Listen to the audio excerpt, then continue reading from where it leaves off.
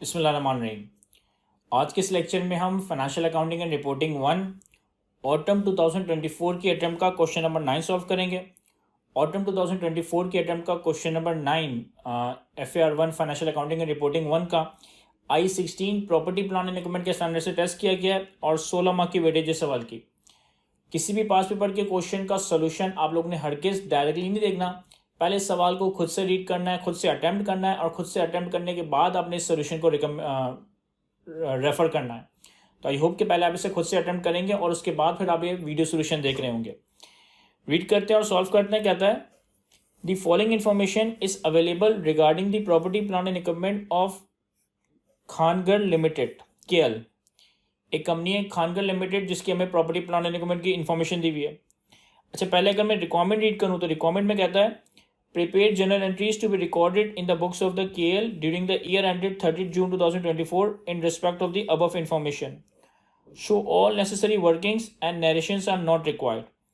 हमें सवाल में for the year ended 30 June 2024 general entries बनानी है, नरेशंस रिक्वायर्ड नहीं है, लेकिन जो भी कैलकुलेशन जो भी वर्किंग है वो हमने प्रेजेंट करनी है। अब one by one in adjustments को देखते हैं। On 1 July 2023 KL revalues its factory building for the second time, resulting in an upward revaluation of 18 million. Before this revaluation, the carrying amount was recorded at 81 million, gross amount of 90 million, and accumulated depreciation of 9 million. This followed a previous revaluation on 1st July 21, which had resulted in a revaluation loss of 12 million. देखो क्या कह रहा है। कह रहे 1 जुलाई 2023 पे हमारा year and क्या है 30 जून 2024। 30 जून 2024 का मतलब है 30 जून 2024 का मतलब है कि 1 जुलाई 2023 से लेकर 30 जून 2024 ये हमारा ईयर एंड है। ठीक है, साल के पहले दिन हमने अपनी एक फैक्ट्री बिल्डिंग को दूसरी बार रिवैल्यू किया और 18 मिलियन का अपवर्ड रिवैल्यूशन आया, यानी कि 18 मिलियन से फेयर वैल्यू बढ़ गई। इससे पहले इस बिल्डिंग की कैरिंग अमाउंट 81 मिलियन थी, जिसमें 90 मिलियन की ग्रॉस अमाउंट यानी कि 90 मिलियन की कॉस्ट और 9 मिलियन का एक्यूमुलेटेड डेप्रिसिएशन था। इससे पहले हमने 1 जुलाई 21 पे रिवैल्यूएशन की थी और 1 जुलाई 21 पे जब हमने रिवैल्यूएशन की थी तो हमें 12 मिलियन का रिवैल्यूएशन लॉस आया था।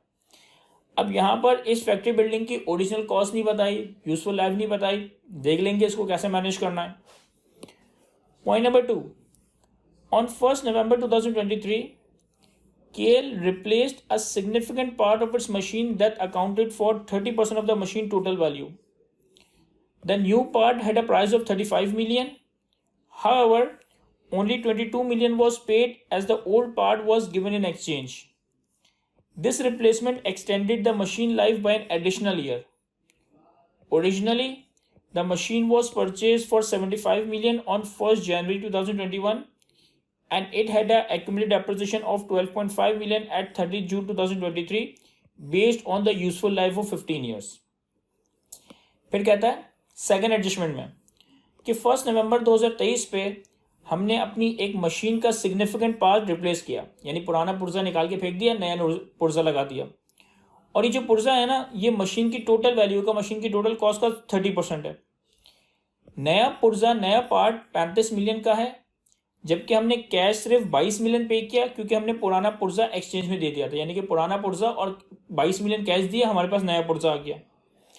और इस नए पुर्जे की वजह से मशीन की लाइफ 1 साल से बढ़ गई।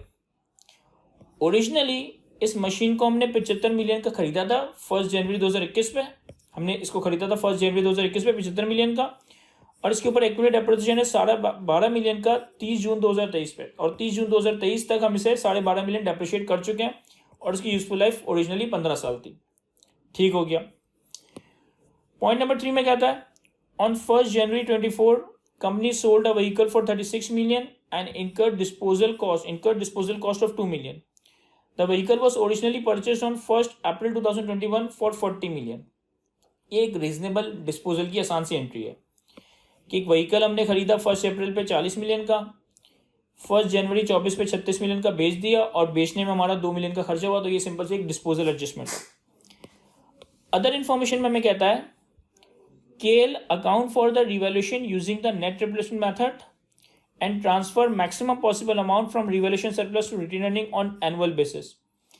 कि हम रिवैल्यूएशन मेथड के लिए नेट रिप्लेसमेंट मेथड फॉलो करते हैं और हर साल रिवैल्यूएशन सरप्लस से एक अमाउंट रिटेन अर्निंग में ले जाते हैं. All item of property, plant and equipment are subsequently measured using the cost model except for factory building. सिर्फ हमें पॉइंट नंबर 1 में जो फैक्ट्री बिल्डिंग है इसे रिवैल्यूएशन मॉडल में रखना है. पॉइंट नंबर 2 में जो मशीनरी और पॉइंट नंबर 3 में जो व्हीकल है इसे हम कॉस्ट मॉडल में रखेंगे. Depreciation is applied using the straight line method except for vehicle which are depreciated using the reducing balance method at 15% per annum. Point number 3 में जो व्हीकल्स हैं ये रिड्यूसिंग बैलेंस मेथड 15% पे डेप्रिशिएट होगी. इसके अलावा जो फैक्ट्री बिल्डिंग और मशीनरी है इसे हम स्ट्रेट लाइन पे डेप्रिशिएट करेंगे. और फिर हमें 30 जून 2024 के सामने जनरल एंट्रीज बनानी है. तो इन तीनों एडजस्टमेंट्स में जो डिफिकल्टी लेवल है ना वो एडजस्टमेंट वाइज नीचे आ रहा है. ये बहुत मुश्किल है, फिर ये कम मुश्किल है और ये रीजनेबली आसान एडजस्टमेंट है. एनीवे हम तीनों को सॉल्व करेंगे. तो हमारे पास ऑटम 24 के अटेम्प्ट का क्वेश्चन नंबर 9 है खानगढ़ लिमिटेड KL के नाम से.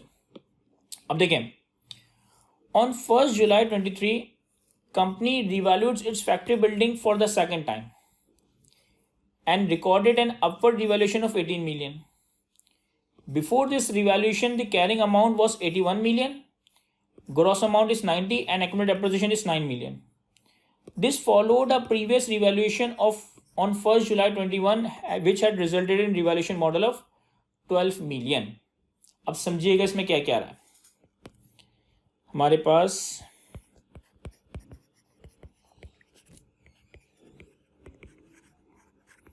एक फैक्ट्री बिल्डिंग है. फैक्ट्री बिल्डिंग के बारे में बताया था कि हम सारे एसेट्स को स्ट्रेट लाइन पे डेप्रिशिएट करेंगे सिवाय व्हीकल को. व्हीकल को हमने रिड्यूसिंग बैलेंस मेथड पे डेप्रिशिएट करना है. यानी कि फैक्ट्री बिल्डिंग की डेप्रिसिएशन के लिए हमें स्ट्रेट लाइन मेथड इस्तेमाल करना है और फैक्ट्री बिल्डिंग की सब्सिक्वेंट मेजरमेंट के लिए हमें रिवैल्यूएशन मॉडल इस्तेमाल करना है. सर ये बात कहाँ बताई थी? इन्होंने पॉइंट नंबर 2 में बताया था कि सारे प्रॉपर्टी प्लांट एंड इक्विपमेंट को कॉस्ट मॉडल में रखेंगे सिवाय फैक्ट्री बिल्डिंग के, यानी कि फैक्ट्री बिल्डिंग रिवैल्यूएशन मॉडल में होगी. पॉइंट नंबर 3 में बताया था कि सारे एसेट्स को स्ट्रेट लाइन पे डेप्रिशिएट करेंगे सिवाय व्हीकल के. व्हीकल को रिड्यूसिंग बैलेंस मेथड पे डेप्रिशिएट करना है. तो इसका मतलब है कि फैक्ट्री बिल्डिंग को स्ट्रेट लाइन मेथड पे डेप्रिशिएट किया जाएगा और रिवैल्यूएशन मॉडल के तहत मेजर किया जाएगा. अब इस एडजस्टमेंट में क्या कह रहे हैं इसको समझिएगा. हमें इस फैक्ट्री बिल्डिंग की ओरिजिनल कॉस्ट नहीं बताई, हमें इस फैक्ट्री बिल्डिंग की ओरिजिनल यूजफुल लाइफ नहीं बताई. बड़ा ही हिडन सा डाटा है. 1 जुलाई 23 पे हम इसे रिवैल्यू कर रहे हैं दूसरी बार. 1 जुलाई 2023 पे हम इसे रिवैल्यू कर रहे हैं दूसरी बार. और इससे पहले हमने इसे रिवैल्यू किया था 1 जुलाई 21 पे. इससे पहले हमने इसे रिवैल्यू किया था 1 जुलाई 21 पे. अब यहाँ देखें, अगर मैं आपको समझाने के लिए एक टाइमलाइन बनाऊं, दिस इज 1 जुलाई 21. इस पॉइंट ऑफ टाइम पे हमने फर्स्ट रिवैल्यूएशन की. इस पॉइंट ऑफ टाइम पे हमने फर्स्ट रिवैल्यूएशन की. फिर एक साल गुजरा तो 30 जून 2022 आया. फिर एक और साल गुजरा तो 30 जून 2023 आ गया. और फिर ये हमारा करंट ईयर है 30 जून 2023 से 30 जून 2024. मैं रिपीट कर रहा हूँ. इन्होंने कहा था कि 1 जुलाई 23 पे हमने इसकी सेकेंड रिवैल्यूएशन की है. इससे पहले हमने रिवैल्यूएशन की थी 1 जुलाई 21 पे. तो 1 जुलाई 21 पे हमने फर्स्ट रिवैल्यूएशन की. एक साल गुजरा 30 जून 22 आया. एक और साल गुजरा 30 जून 23 आया. और 30 जून 23 या 1 जुलाई 23, 30 जून 23 या 1 जुलाई 23 एक ही बात है. इस पॉइंट पे हमने इसकी सेकेंड रिवैल्यूएशन की. इस पॉइंट पे हमने इसकी सेकेंड रिवैल्यूएशन की. और ये हमारा बेसिकली करंट ईयर है. ये हमारा करंट ईयर है. ठीक है, 30 जून 23 से 30 जून 24. अच्छा, फिर कहता है कि 1 जुलाई 2023 पे जब आपने इसे रिवैल्यू किया ना तो अपवर्ड रिवैल्यूएशन है 18 की. और इस रिवैल्यूएशन से पहले कैरिंग अमाउंट थी 81 और ग्रॉस अमाउंट थी 90 और एक्युमुलेटेड डेप्रिसिएशन था 9. ग्रॉस अमाउंट था 90, एक्युमुलेटेड डेप्रिसिएशन था 9 और कैरिंग अमाउंट थी 81. यानी कि इस पॉइंट पे इसकी कॉस्ट का बैलेंस आ रहा है 90, एक्यूमुलेटेड डेप्रिसिएशन आ रहा है 9 और कैरिंग अमाउंट आ रहा है 81. जिस वक्त हम सेकेंड रिवैल्यूएशन कर रहे हैं before this revaluation the carrying amount is 81, gross amount is 90 and accumulated depreciation is 9 million. तो यानी कि इस डेट पे कॉस्ट 90, एक्यूमुलेटेड डेप्रिसिएशन 9 और कैरिंग अमाउंट कितनी है 81। यानी कि अगर हम रिवैल्यूएशन करते वक्त नेट रिप्लेसमेंट मेथड फॉलो करते हैं, इन्होंने बताया था कि रिवैल्यूएशन के लिए हम नेट रिप्लेसमेंट मेथड फॉलो करेंगे। तो नेट रिप्लेसमेंट मेथड में क्या होता है कि जब भी एसेट रिवैल्यू होता है हम उसका मीटर जीरो कर देते हैं। यानी कि हम सारे के सारे एक्यूमुलेटेड डेप्रिसिएशन को कॉस्ट से नॉक ऑफ कर देते हैं। और फिर ये देखते हैं कि अब इसकी रिमेनिंग लाइफ कितनी बची है, उस पर डेप्रिशिएट करते हैं। नेट रिप्लेसमेंट मेथड में रिवैल्यूएशन करते वक्त हम पहले मीटर जीरो कर देते हैं, जितना भी एक्यूमुलेटेड डेप्रिसिएशन हो उसे डेबिट और कॉस्ट क्रेडिट, और फिर उस पॉइंट पे देखते हैं कि अब रिमेनिंग लाइफ कितनी है, और फिर डेप्रिसिएशन दोबारा से स्टार्ट होती है। जिस टाइम आप सेकंड रिवैल्यूएशन कर रहे हो इसकी कॉस्ट 90 मिलियन पे रिकॉर्डेड है, एक्यूमुलेटेड डेप्रिसिएशन 9 मिलियन है और कैरिंग अमाउंट 81 है। और इससे पहले इन्होंने बताया कि हमने रिवैल्यूएशन की थी 1 जुलाई 21 पे। इससे पहले हमने 2 साल पहले रिवैल्यूएशन की थी 1 जुलाई 2021 पे। यानी कि इस पॉइंट पे इसकी कॉस्ट हमने 90 कर दी होगी, इसकी कॉस्ट इसकी फेयर वैल्यू के इक्वल 90 कर दी होगी। देखिए फर्स्ट रिवैल्यूएशन जब की होगी तब इसका मीटर जीरो कर दिया होगा ना, जितना भी एक्यूमुलेटेड डेप्रिसिएशन होगा वो डेबिट किया होगा, जितना भी कॉस्ट है वो क्रेडिट कर दिया होगा ताकि उसका मीटर जीरो हो जाए।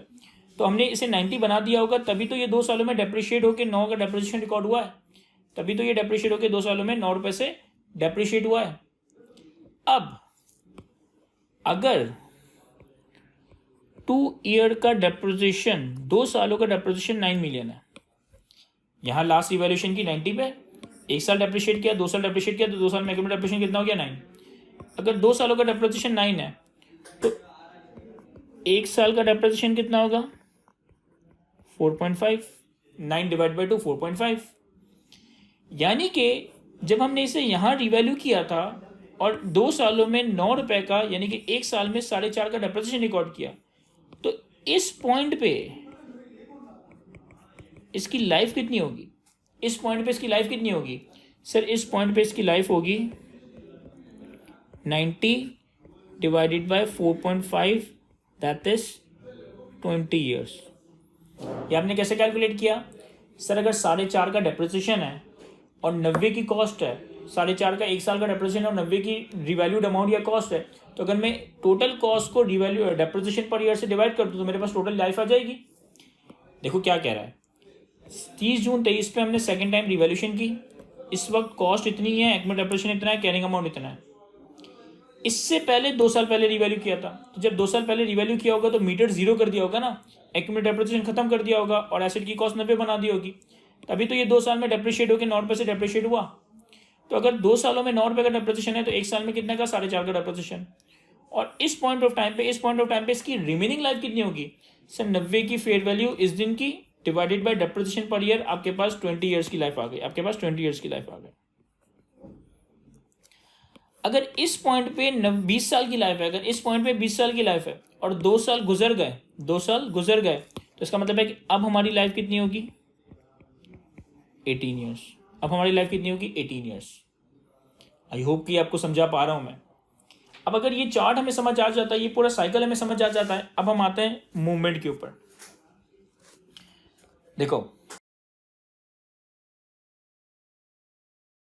1 जुलाई 21 पे जब हमने इसको लास्ट रिवैल्यू किया था तो हमने इसकी कॉस्ट कितनी बना दी थी 90, यानी कि इसकी कॉस्ट कितनी हो गई थी 90, और इस पॉइंट पे इसकी लाइफ कितनी थी 20 साल। ठीक है, इन्होंने बताया कि जब हमने इसको पहले रिवैल्यू किया था ना 1 जुलाई 21 पे, तो रिवैल्यूएशन लॉस आया था 12 मिलियन का। यानी कि जब आपने इसको रिवैल्यू करके 90 पे लाए थे तब आपने पीएनएल में 12 मिलियन का रिवैल्यूएशन लॉस रिकॉर्ड कर लिया होगा। और चूंकि रिवैल्यूएशन लॉस रिकॉर्ड किया तो रिवैल्यूएशन सरप्लस नहीं होगा। फिर आपने 2022 का डेप्रिसिएशन रिकॉर्ड किया होगा, फिर आपने 2023 का डेप्रिसिएशन रिकॉर्ड किया होगा। कैसे? 90 डिवाइडेड बाय 20, 90 डिवाइडेड बाय 20, तो ये हमारे पास 4.5, ये हमारे पास 4.5 का डेप्रिसिएशन आया और 30 जून 23 पे हमारी कैरिंग अमाउंट 81 हो गई। ये सारा डेटा सवाल में गिवन था, बस मैं इसको पोस्टमार्टम कर रहा हूँ, इसको खोल रहा हूँ कि लास्ट टाइम रिवैल्यूएशन करके 20 साल की लाइफ थी तो 4.5 का डेप्रिसिएशन रिकॉर्ड करके अब हम इसे 81 पे ला चुके हैं। अब हमारी कैरिंग वैल्यू 81 हो चुकी है। जब लास्ट टाइम रिवैल्यूएशन की थी और उस पर 12 रुपए का 12 मिलियन का रिवैल्यूएशन लॉस आया था जो कि पीनल में रिकॉर्ड हुआ था, तो इन 2 सालों की डेप्रिसिएशन नॉर्मल डेप्रिसिएशन से कम रही होगी।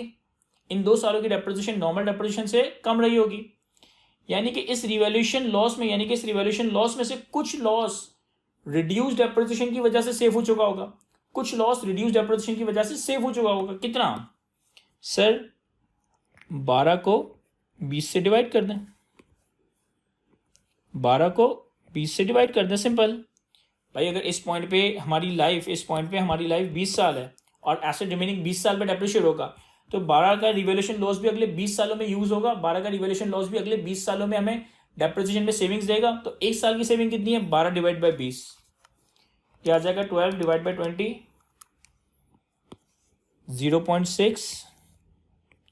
0.6, यानी कि 2 साल इसे डेप्रिशिएट करने के बाद अब कितना रिवैल्यूएशन लॉस पीएनएल में रह गया? अब कितना रिवैल्यूएशन लॉस अभी भी ऐसा है जो कि डेप्रिशिएट नहीं हुआ, जो कि पीएनएल में रह गया है? तो -12 प्लस 0.6 प्लस 0.6, ये आ गया 10.8, यानी कि जिस वक्त हमारा साल स्टार्ट हुआ 30 जून 2023 या 1 जुलाई 23 पे, 30 जून 2023 या 1 जुलाई 23 पे, तो कैरिंग अमाउंट 81 है, रिवैल्यूएशन लॉस पीएनएल में 10.8 का रह गया है। अब इन्होंने हमें बताया कि 1 जुलाई 23 पे हम अपनी फैक्ट्री को रिवैल्यू कर रहे हैं दूसरी बार, और इसके नतीजे में 18 से इसकी वैल्यू बढ़ जाएगी, यानी कि अगर आप 1 जुलाई 23 पे इस एसिड को फेयर वैल्यू पे लाओगे और फेयर वैल्यू कितने से बढ़ेगी? 18 से बढ़ेगी, तो 81 प्लस 18 यह आ जाएगा 99। अब जब 99 पे एसिड को लेकर आओगे, 18 से एसिड को बढ़ाओगे, तो पहले रिवैल्यूएशन गेन पीएनएल में रिकॉर्ड होगा और फिर रिवैल्यूएशन गेन रिवैल्यूएशन सरप्लस में रिकॉर्ड होगा। कितना? सर जितना रिवैल्यूएशन लॉस पीएनएल में रह गया, ये पीएनएल से ही रिवर्स होगा, यानी कि 10.8 का जो इंक्रीज है, ये तो पीएनएल से ही रिवर्स होगा। 1 जुलाई 21 पे रिवैल्यूएशन लॉस 12 का रिकॉर्ड हुआ था। 2 साल के डेप्रिसिएशन में हमने इतनी सेविंग्स एंजॉय कर ली थी, तो रिवैल्यूएशन लॉस पीएनएल में इतना रह गया था। अब जब हमें वैल्यू इंक्रीज करनी है, तो जितना लॉस रिवैल्यूएशन पीएनएल में रह गया है, पहले हम उससे रिवर्स करेंगे थ्रू पीएनएल, और फिर जितना बकाया इंक्रीज आया, सर बकाया इंक्रीज कितना आया? बैलेंसिंग कैलकुलेट कर लें। देखो टोटल ये 18 का इंक्रीज है ना, 18 में से 10.8 ये चला गया, तो 18 माइनस 10.8, ये आ गया 7.2। अब ये 7.2 पीएनएल में नहीं जाएगा, ये 7.2 रिवैल्यूएशन सरप्लस में चला जाएगा, अब इस पॉइंट पे इसकी लाइफ कितनी है? सर इस पॉइंट पे इसकी लाइफ है 18 साल। इस पॉइंट पे 20 साल थी, 2 साल गुजर गए, तो अब लाइफ कितनी है? 18 साल। अब हम इसे डेप्रिशिएट करेंगे अपने साल में 2024 में, तो 2024 में डेप्रिसिएशन कैसे रिकॉर्ड होगा? 99 डिवाइडेड बाई 18, ये आ गया हमारे पास 5.5। और ये जो रिवैल्यूएशन सरप्लस का बैलेंस है, इससे भी रिमेनिंग लाइफ पे रिटेन अर्निंग में ले जाएंगे, ट्रांसफर करेंगे, क्योंकि इन्होंने बताया था कि हमने हर साल रिवैल्यूएशन सरप्लस से अमाउंट उठाकर रिटेन अर्निंग में ले जाना है। तो ये कितना होगा? 7.2 डिवाइडेड बाई 18, ये आ गया 0.4। यानी कि ये सब करने के बाद 30 जून 24 पे साल के आखिर में कैरिंग वैल्यू रह जाएगी 99 माइनस 5.5, 93.5। रिवैल्यूएशन सरप्लस हो जाएगा 7.2 माइनस 0.4, 6.8, 6.8। ये हमने सारी वर्किंग्स कर ली। अब हमें जनरल एंट्री बनानी है। यानी कि कैसे हम रिवैल्यू कर रहे हैं साल के पहले दिन। 1 जुलाई 23 पे। तो पहली एंट्री आपकी बनेगी 1 जुलाई 23 पे। हमने एसेट को अपवर्ड डिवैल्यू करना है और हम फॉलो कर रहे हैं नेट रिप्लेसमेंट मेथड। तो जितना भी एक्यूमुलेटेड डेप्रिसिएशन है उसे नॉक ऑफ कर देंगे। सर कितना? 4.5, 4.5, 9। ये सवाल में ही दिया हुआ है 9 कि 2 सालों का एक्यूमुलेटेड डेप्रिसिएशन कितना है? 9। ये हमने यहाँ देखा भी था, ये हमने यहाँ भी लिखा था और यहाँ हमने इसे 2 सालों में तोड़ भी दिया था। तो पहली एंट्री तो क्या बनेगी? एक्यूमुलेटेड डेप्रिसिएशन डेबिट और फैक्ट्री बिल्डिंग क्रेडिट 9। जो भी एक्यूमुलेटेड डेप्रिसिएशन था वो हमने कॉस्ट के अगेंस्ट नॉक ऑफ कर दिया। Accumulated depreciation debit, factory building credit कर दिया। फिर अपवर्ड रिवैल्यूएशन करनी है। 81 से एसेट को 99 पे लाना है, यानी कि 18 से एसेट को बढ़ाना है। तो हमारे पास फैक्ट्री बिल्डिंग डेबिट 18 से, reversal of revaluation loss P&L 10.8 का रिवैल्यूएशन लॉस का रिवर्सल है जो कि P&L में रिकॉर्ड होना है, और रिवैल्यूएशन सरप्लस कितना? 7.2। ये हमारी सेकेंड एंट्री बन गई। ये दोनों एंट्रीज बनाई हमने साल के पहले दिन। एक्यूमुलेटेड डेप्रिसिएशन को कॉस्ट से नॉक ऑफ किया, एसेट को अपवर्ड रिवैल्यू किया। अब हमें करंट ईयर का डेप्रिसिएशन रिकॉर्ड करना है साल के आखिरी दिन। यानी कि 30 जून 2024 पे। कितना? सर डेप्रिसिएशन एक्सपेंस P&L में डेबिट, एक्यूमुलेटेड डेप्रिसिएशन क्रेडिट 5.5 और 0.4 का अमाउंट रिवैल्यूएशन सरप्लस से उठाकर रिटेन अर्निंग में लेकर जाना है। तो हमारे पास रिवैल्यूएशन सरप्लस डेबिट और रिटेन अर्निंग्स क्रेडिट कितने से? 0.4। ये हमारी एडजस्टमेंट नंबर 1 की जनरल एंट्रीज है। ये पूरा डायग्राम मैंने आपको समझाने के लिए बनाया था और ये पूरी वर्किंग थी इन नंबर्स को कैलकुलेट करने के लिए। तो हमारी यहाँ तक एडजस्टमेंट नंबर 1 कंप्लीट हो जाती है। देन हमारे पास सेकंड एडजस्टमेंट मशीन से पर्टेन करती है। अब देखें, मशीन के हवाले से इन्होंने मैं बताया था कि मशीन को हमने कॉस्ट मॉडल पे मेजर करना है, क्योंकि हम सारे प्रॉपर्टी प्लांट एंड इक्विपमेंट को कॉस्ट मॉडल पे मेजर करेंगे सिवाय फैक्ट्री बिल्डिंग के, जिसके लिए रिवैल्यूएशन मॉडल था। और मशीनरी की डेप्रिसिएशन के लिए हमारे पास स्ट्रेट लाइन मेथड है, क्योंकि हमने सारे एसेट्स को स्ट्रेट लाइन पे डेप्रिशिएट करना है सिवाय व्हीकल के, जिनको हम रिड्यूसिंग बैलेंस मेथड पे डेप्रिशिएट करेंगे। तो सबसे पहले तो हम ये बात लिख लेते हैं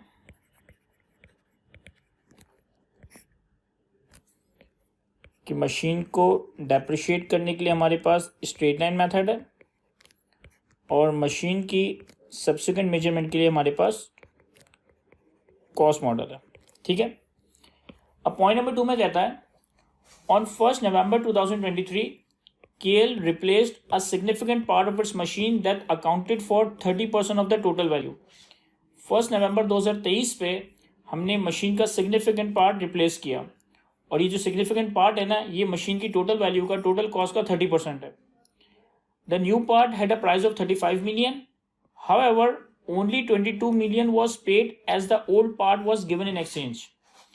हम ये जो 30% पार्ट एक्सचेंज कर रहे हैं, यानी कि पुराना पुर्जा निकाल के दे रहे हैं और उसकी जगह नया पुर्जा लगा रहे हैं। ये नया पुर्जा वैसे तो 35 मिलियन का है, लेकिन हमने सिर्फ 22 मिलियन का कैश पे किया, क्योंकि हमने पुराना पुर्जा एक्सचेंज में दे दिया था। तो हमने पुराना पुर्जा और 22 मिलियन दिए और नया पुर्जा आ गया हमारे पास। This replacement extended the machine life by additional year. अच्छा, इस रिप्लेसमेंट से एक फायदा ये हुआ कि इस रिप्लेसमेंट की वजह से मशीन की जो भी लाइफ थी ना, वो 1 साल से बढ़ गई। Originally the machine was purchased for 75 million on 1st January 2021 and had accumulated depreciation of 12.5 million at 30th June 2023 based on the useful life of 15 years. ये मशीन हमने 1st जनवरी 21 पे परचेज की थी 75 मिलियन की, 12.5 मिलियन का depreciation है 30 जून 2023 पे, और ओरिजिनली इसकी यूजफुल लाइफ 15 साल थी। अब यहाँ देखिएगा, हम मशीन की एक प्रॉपर मूवमेंट बनाता है।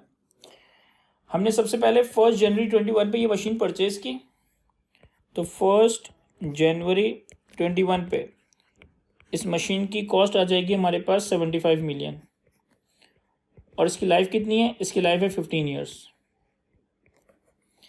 फिर हमने 2021 में 6 महीने का डेप्रिसिएशन चार्ज किया होगा, तो 2021 में 6 महीने का डेप्रिसिएशन कैसे कैलकुलेट होगा?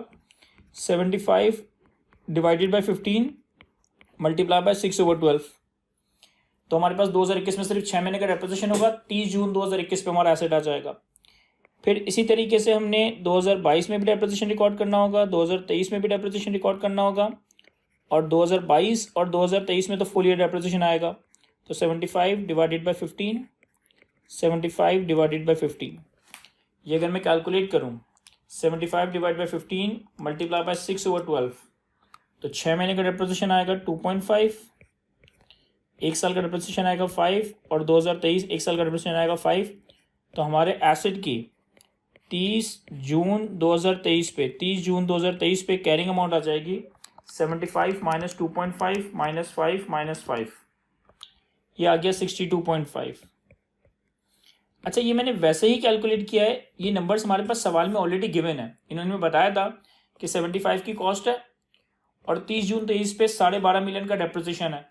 तो अगर आप 30 जून 2023 पे एक्यूमुलेटेड डेप्रिसिएशन कैलकुलेट करें 2.5, 5 और 5, ये 12.5 ही बनेगा। तो ये हम अपने एसेट को 30 जून 2023 पे लेकर आ गए। फिर हमने रिप्लेसमेंट कब की? हमने रिप्लेसमेंट किए 1 नवंबर 2023 पे। हमने रिप्लेसमेंट किए 1 नवंबर 2023 पे, यानी कि हमें करंट ईयर में यानी कि करंट ईयर हमारा 2024 है, इसमें एक डेप्रिसिएशन रिकॉर्ड करना पड़ेगा 1 जुलाई 23 से लेकर 1 नवंबर 23 तक का। 1 जुलाई 23 से लेकर 1 नवंबर 2023 तक का। अब देखिए, इस पॉइंट पे इसकी लाइफ कितनी है? सर, ओरिजिनली 15 साल का था, ओरिजिनली 15 साल की लाइफ थी, 6 महीने की लाइफ गुजर चुकी है, 1 साल की लाइफ गुजर चुकी है, 1 साल की लाइफ गुजर चुकी है, यानी कि 2.5 साल की लाइफ गुजर चुकी है। तो इस पॉइंट पे 30 जून 2023 पे इसकी रिमेनिंग लाइफ कितनी है? 12.5 ईयर्स। अब आपको डेप्रिसिएशन कैलकुलेट करना है जुलाई से लेकर 1 नवंबर तक का। तो जुलाई, अगस्त, सितंबर और अक्टूबर। 1 नवंबर का मतलब है 31 अक्टूबर तक। तो जुलाई, अगस्त, सितंबर, अक्टूबर, हमें 4 महीनों का डेप्रिसिएशन कैलकुलेट करना है। हमें 4 मंथ्स का डेप्रिसिएशन कैलकुलेट करना है। अब डेप्रिसिएशन कैलकुलेट करने के लिए या तो हम यूं कर लें कि 75 डिवाइडेड बाय 15 मल्टीप्लाई बाय 4/12, कि ओरिजिनल कॉस्ट पे लाइफ 15 साल थी, तो 75 डिवाइड बाय 15 1 साल का डेप्रिसिएशन आया, मल्टीप्लाई बाय 4/12 4 महीनों का डेप्रिसिएशन आ गया। या आप यूं भी कर सकते हैं कि 62.5 डिवाइडेड बाय 12.5 मल्टीप्लाई बाय 4/12, कि इस पॉइंट ऑफ टाइम पे हमारी कैरिंग वैल्यू 62.5 और लाइफ 12.5 साल थी। तो 62.5 को 12.5 से डिवाइड किया और 4 महीने का डेप्रिसिएशन कैलकुलेट कर लिया। दोनों तरीके से सेम डेप्रिसिएशन ही कैलकुलेट होगा। तो 75 डिवाइडेड बाय 15 मल्टीप्लाई बाय 4/12, ये आ गया हमारे पास 1.67। और अगर इस तरीके से कैलकुलेट करें 62.5 डिवाइडेड बाय 12.5 मल्टीप्लाई बाय 4/12, तो ये भी आपके पास 1.67 ही बनेगा। तो दोनों तरीके से डेप्रिसिएशन हमने सेम कैलकुलेट की। डेप्रिसिएशन कैलकुलेट करने के बाद 1 नवंबर 23 पे हमारी इस मशीनरी की कैरिंग अमाउंट हो गई 62.5 माइनस 1.67, ये आ गया 60.83। अब देखें, अगर हम इसको थोड़ा सा ब्रेक करके लिखें, 1 नवंबर 2023 पे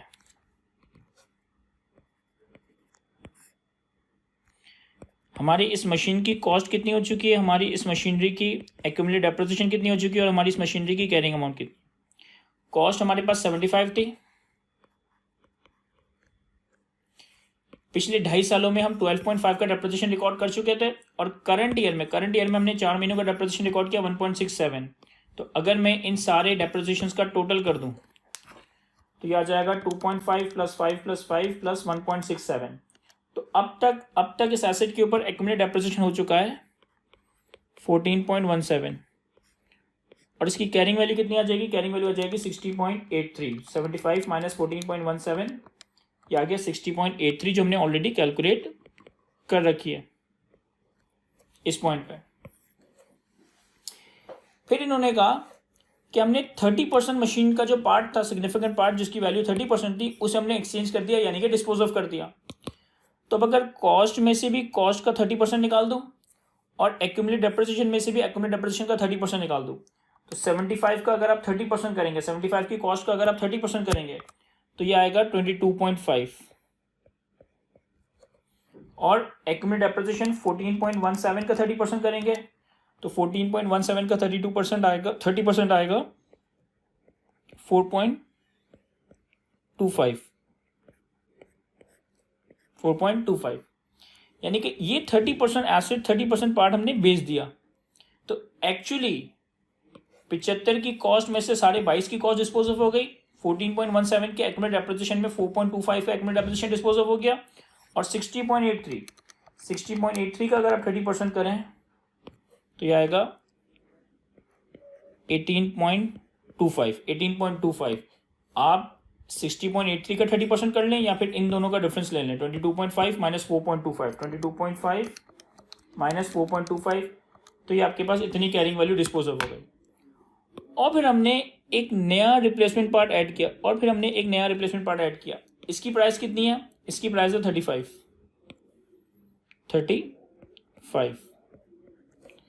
तो अब हमारे पास revised cost, revised accumulated depreciation और रिवाइज्ड कैरिंग वैल्यू आ जाएगी। Revised cost, revised accumulated depreciation और रिवाइज्ड कैरिंग वैल्यू आ जाएगी। 75 माइनस 22.5 प्लस 35, तो रिवाइज्ड कॉस्ट हो गई 87.5। 14.17 माइनस 4.25, 14.17 माइनस 4.25 एक्यूमुलेटेड डेप्रिसिएशन हो गया 9.92 और 87.5 माइनस 9.92 हमारे पास रिवाइज्ड कैरिंग वैल्यू आ गई 77.58। अब गौर से समझिएगा, 30 जून 23 पे हमारी रिमेनिंग लाइफ थी 12.5 साल। 30 जून 23 पे हमारी रिमेनिंग लाइफ थी 12.5 साल। फिर हमने 4 महीने का डेप्रिसिएशन रिकॉर्ड किया, हम 1 नवंबर 23 पे आ गए, यानी कि यहां पर 1 नवंबर 23 पे हमारी लाइफ कितनी है? 12 ईयर्स और 2 मंथ्स।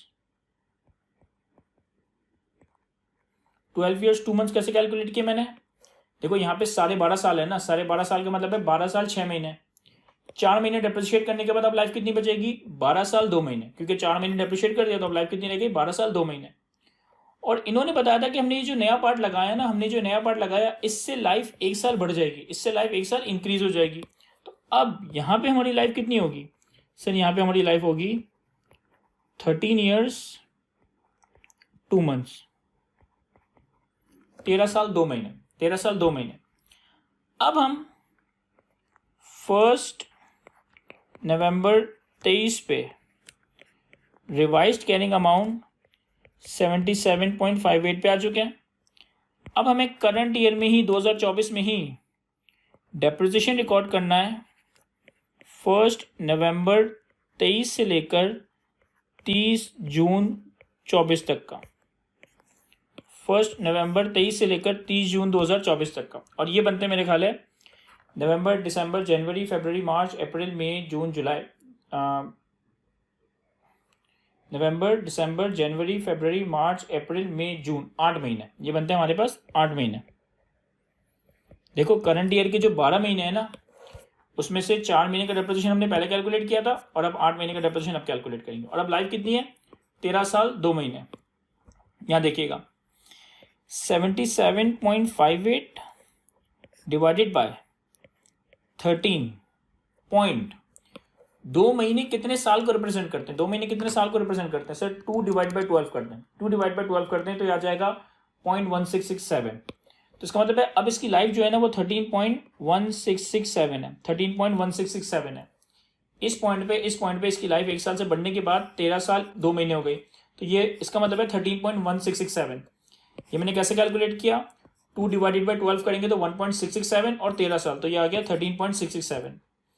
और अब हमें कितना डेप्रिसिएशन कैलकुलेट करना है, 8 महीनों का, तो मल्टीप्लाई बाय 8/12, मल्टीप्लाई बाय 8/12, ये आ जाएगा 77.58 डिवाइडेड बाय 13.1667 मल्टीप्लाई बाय 8/12, ये आ गया हमारे पास 3.92, ये आ गया हमारे पास 3.92। और 3.92 का डेप्रिसिएशन रिकॉर्ड करने के बाद 30 जून 24 पे हमारे पास कैरिंग अमाउंट आ जाएगी 77.58 माइनस 3.92, तो ये हो गया हमारे पास 73.66, ये हो गया हमारे पास 73.66। तो करंट ईयर में शुरू के 4 महीनों में ये डेप्रिसिएशन, फिर ये डिस्पोजल रिकॉर्ड किया, ये नया एसेट रिकॉर्ड किया, और फिर रिमेनिंग 8 महीनों में ये डेप्रिसिएशन रिकॉर्ड होगी। अच्छा, जो पार्ट हमने डिस्पोज ऑफ किया उसकी गेन और लॉस को भी समझिएगा। देखिए, न्यू पार्ट जो है ना वो कितने का है, 35 मिलियन का। ये हमने यहाँ लिखा भी था और सवाल में बताया भी था। 35 मिलियन में से 22 मिलियन हमने कैश दिए, 35 मिलियन में से 22 मिलियन हमने कैश दिए, और बाकी के जो पैसे हैं उसकी जगह हमने ओल्ड पार्ट दे दिया, पुराना पुर्जा दे दिया। यानी पुराने पुर्जे के अगेंस्ट हमने कितनी वैल्यू सेव किया, कितने पैसे सेव किए, कितने एक तरीके से हमें वैल्यू मिली, 35 माइनस 22, ये आ गया 13, ये आ गया 13। यानी कि आप 35 रुपए की चीज़ ले रहे हो, 35 मिलियन की चीज़ ले रहे हो, जिसमें आपसे आपने 22 मिलियन कैश दिया और 13 मिलियन नहीं दिए। क्यों? क्योंकि 13 मिलियन की जगह आपने पुराना पार्ट दे दिया। अच्छा, पुराना पार्ट जो आपने दिया उसकी कैरिंग अमाउंट कितनी थी, 18.25। पुराना पार्ट जो आपने दिया उसकी कैरिंग अमाउंट कितनी थी, 18.25। तो अगर 13 रुपए का पुराना पार्ट दिया और उसकी कैरिंग अमाउंट 18.25 है, तो यहाँ पे हमें लॉस ऑन डिस्पोजल हुआ, यहाँ पे हमें लॉस ऑन डिस्पोजल हुआ कितना, 13 माइनस 18.25, 13 माइनस 18.25, तो हमें 5.25 का लॉस ऑन डिस्पोजल हुआ। और ये सारे नंबर्स वेरीफाई होंगे जब हमारी जनरल एंट्री रिकंसाइल कर रही होगी। पुराना पार्ट जिसकी कैरिंग वैल्यू 18.25 थी, नए पार्ट में हमें 13 रुपए की बचत हुई, यानी कि पुराना पार्ट हमने 13 रुपए का दिया, तो हमें लॉस ऑन डिस्पोजल कितना हुआ, 5.25। अब हम बनाते हैं एंट्रीज, या देखिएगा करंट ईयर में सबसे पहले हमने 1 नवंबर पे एसेट को 4 महीने डेप्रिशिएट करना है। तो हमारे पास 1 नवंबर 2023 डेप्रिसिएशन एक्सपेंस P&L में डेबिट, एक्यूमुलेटेड डेप्रिसिएशन क्रेडिट कितने से, सर 4 महीने का डेप्रिसिएशन है 1.67, 4 महीने का डेप्रिसिएशन है 1.67। फिर हमने पुराना पार्ट डिस्पोज ऑफ किया, नया पार्ट इंस्टॉल किया और हमें लॉस हुआ, और 22 मिलियन का कैश भी दिया। तो पुराना पार्ट जो डिस्पोज ऑफ किया इसकी कॉस्ट और एक्यूमुलेटेड डेप्रिसिएशन को राइट ऑफ कर देंगे। तो हमारे पास प्लांट एंड मशीनरी की जो कॉस्ट है 22.5 से क्रेडिट हो जाएगी, ये हमने यहाँ अलग कर दी 30%। एक्यूमुलेटेड डेप्रिसिएशन कितना है, 4.25, तो एक्यूमुलेटेड डेप्रिसिएशन डेबिट हो जाएगा 4.25। हमने कैश कितना पे किया, सर हमने कैश पे किया था 22 मिलियन। हमारे पास जो नया पार्ट आया उसकी कॉस्ट कितनी है, सर हमारे पास जो नया पार्ट आया उसको हम रिकॉर्ड करेंगे 35 की कॉस्ट पे, क्योंकि हमारे पास जाने वाले एसेट की फेयर वैल्यू अवेलेबल नहीं है, तो नए एसेट को हम फेयर वैल्यू पर रिकॉर्ड करेंगे। और हमारे पास लॉस ऑन डिस्पोजल कितना हुआ था, सर लॉस हमारा डेबिट होता है, ये हमने कैलकुलेट किया था 5.25। अब अगर हमने सब कुछ सही कैलकुलेट किया ना, तो ये एंट्री हमारी रिकंसाइल कर रही होगी। देखो, जो मशीन डिस्पोज ऑफ की, जो 30% पार्ट डिस्पोज ऑफ किया, इसकी कॉस्ट और एक्यूमुलेटेड डेप्रिसिएशन, कॉस्ट क्रेडिट कर दी, एक्यूमुलेटेड डेप्रिसिएशन डेबिट कर दिया। 22 मिलियन का हमने कैश दिया, क्रेडिट कर दिया। नया पार्ट हमने 35 पे रिकॉर्ड किया और हमारे पास 5.25 का डिस्पोजल लॉस आ गया। अगर इसको देखिए रिकंसाइल कर रहा है, 4.25 प्लस 35 प्लस 5.25 माइनस 22.5 माइनस 22, ये हमारी एंट्री रिकंसाइल कर रही है। जितना डेबिट है उतना ही क्रेडिट है। और फिर इसके बाद हमें साल के आखिर में यानी कि 30 जून 2024 पे सिर्फ 8 महीनों का ये डेप्रिसिएशन रिकॉर्ड करना है 3.92। तो 30 जून 2024 पे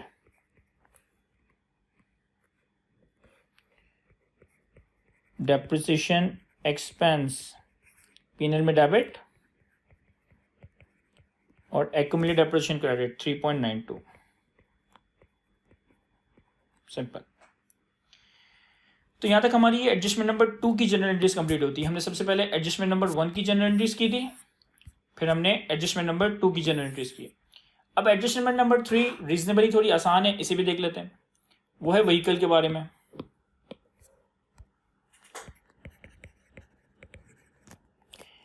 व्हीकल के लिए हमारे पास डेप्रिसिएशन मेथड कौन सा है? व्हीकल के लिए हमारे पास डेप्रिसिएशन मेथड है रिड्यूसिंग बैलेंस मेथड। ये बात सवाल में गिवन थी कि सारे एसेट्स को स्ट्रेट लाइन पे डेप्रिशिएट करना सिवाय व्हीकल के, जिसको रिड्यूसिंग बैलेंस मेथड 15% पे डेप्रिशिएट किया जाएगा। तो इसे हम रिड्यूसिंग बैलेंस मेथड पे 15% पे डेप्रिशिएट करेंगे। और व्हीकल को सब्सिक्वेंटली मेजर करने के लिए हमारे पास कॉस्ट मॉडल है। ये बात भी सवाल में गिवन थी कि सारे एसेट्स को कॉस्ट मॉडल में रखा जाएगा सिवाय फैक्ट्री बिल्डिंग के, जिसको हमने रिवैल्यूएशन मॉडल में रखा था। अब व्हीकल वाली एडजस्टमेंट में क्या कह रहा है? On 1 January 24 KL sold a vehicle for 36 million and incurred disposal cost of 2 million. The vehicle was originally purchased on 1 April 21 for rupees 40 million.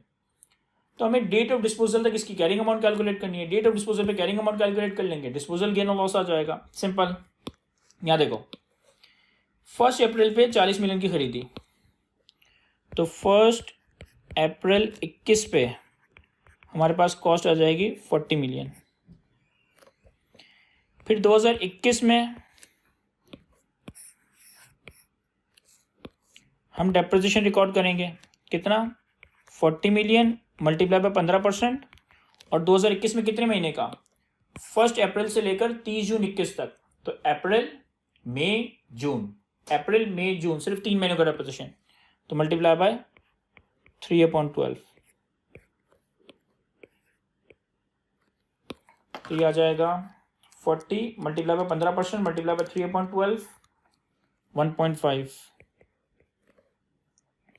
ये हमारे पास 30 जून 21 पे कैरिंग अमाउंट आ गई।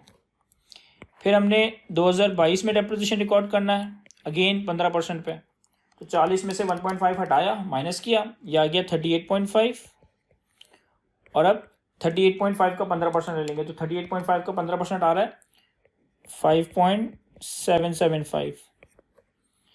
ये हमारे पास 30 जून 22 पे कैरिंग अमाउंट आ जाएगी 38.5 माइनस 5.775, तो ये आ गया 32.775। फिर हमने 2023 में डेप्रिसिएशन रिकॉर्ड किया होगा, अगेन रिड्यूसिंग बैलेंस मेथड 15% से, तो 32.7, सॉरी ये 775 नहीं, ये 725 है। 32.75 का 15%, यह आ जाएगा 4.91। ये हमारे पास 30 जून 2023 पे कैरिंग अमाउंट आ जाएगी, कितनी? 32.725 माइनस 4.91, यह आ गया 27.815। अब यहाँ से हमारा करंट ईयर स्टार्ट हो रहा है, यहाँ से हमारा करंट ईयर स्टार्ट हो रहा है। हमने करंट ईयर में इसको कब बेचा है? 1 जनवरी 24 पे, तो यानी कि साल के मिड में। तो हमें 2024 में डेप्रिसिएशन रिकॉर्ड करना है 6 महीने का।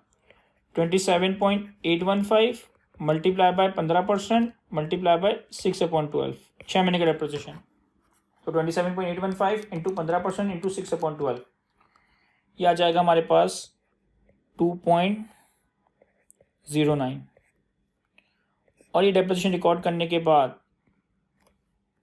1 जनवरी 24 पे कैरिंग अमाउंट आ जाएगी 27.815 माइनस 2.09, ये आ गया 25.725। ये हमारी डिस्पोजल डेट पे कैरिंग वैल्यू आ गई। फिर हमारी सेल प्रोसीड कितनी है, कितने का बेचा है हमने? सर हमने बेचा है 36 मिलियन का, लेकिन 1 million disposal cost, sorry 2 million disposal cost है। तो ये आ जाएगा 36 माइनस 2 यानी कि नेट 34 और हमारे पास गेन ऑन डिस्पोजल आ जाएगा। क्यों? क्योंकि 34 का बेचा, 25.725 की कैरिंग वैल्यू थी, तो हमारे पास 34 माइनस 25.725 गेन ऑन डिस्पोजल आ गया 8.275। ये हमारी सारी वर्किंग, ये हमारी सारी मूवमेंट बन गई है। अब बस हमें इसकी जनरल एंट्रीज बनानी है। देखो सबसे पहले यहाँ तक तो पिछले साल की वर्किंग्स थी, ये पिछले साल की वर्किंग्स थी, सारी पिछले साल का मामला था। हमारे साल में हमने 6 महीने का डेप्रिसिएशन रिकॉर्ड किया है 2.09। किस दिन? 1 जनवरी 24 पे जब बेचा, तो 1 जनवरी 24 पे डेप्रिसिएशन एक्सपेंस P&L में डेबिट, एक्यूमुलेटेड डेप्रिसिएशन क्रेडिट कितना? 2.09। फिर हमने डिस्पोज ऑफ किया तो हमारे पास कैश आया। कैश कितना आया? सर 36 का बेचा है लेकिन 2 की डिस्पोजल कॉस्ट थी, तो हमारे पास नेट 34 आया। जब हमारे पास एसेट नहीं रहा तो हम एसेट की कॉस्ट क्रेडिट कर देंगे, तो व्हीकल की कॉस्ट क्रेडिट कर देंगे कितने से? 40 मिलियन से। जब हमारे पास एसेट नहीं रहा तो इसका एक्यूमुलेटेड डेप्रिसिएशन डेबिट कर देंगे। अब एक्यूमुलेटेड डेप्रिसिएशन कितना? सर इन सब का टोटल कर लें, ये जितने डेप्रिसिएशन हमने रिकॉर्ड किए हैं पिछले 3 सालों में और करंट ईयर में, इन सब का टोटल कर लेंगे। तो ये आ जाएगा 1.5 प्लस 5.775 प्लस 4.91 प्लस 2.09, इन सब का टोटल आ रहा है 14.275। और हमारे पास डिस्पोजल पे गेन था जो हमारा P&L में रिकॉर्ड होगा, वो कितना था? 8.275। चूँकि गेन था तो क्रेडिट कर दिया और सही किया तो ये एंट्री रिकंसाइल करेगी। 34 प्लस 14.275 माइनस 40 माइनस 8.275 हमारी एंट्री एग्जैक्ट रिकंसाइल कर रही है। तो यहाँ तक हमारा ये सवाल कंप्लीट हो जाता है। Completely IAS 16 property plan and equipment के स्टैंडर्ड से ये सवाल टेस्ट किया गया था। 16 मार्क की इसकी वेटेज थी और किसी और स्टैंडर्ड की सवाल में टेस्टिंग नहीं थी। तो आई होप कि सवाल मैं आपको अच्छे से एक्सप्लेन कर सका हूँ। आज की अपनी इस गुफ्तगू को यहीं तक रखते हैं। Thank you.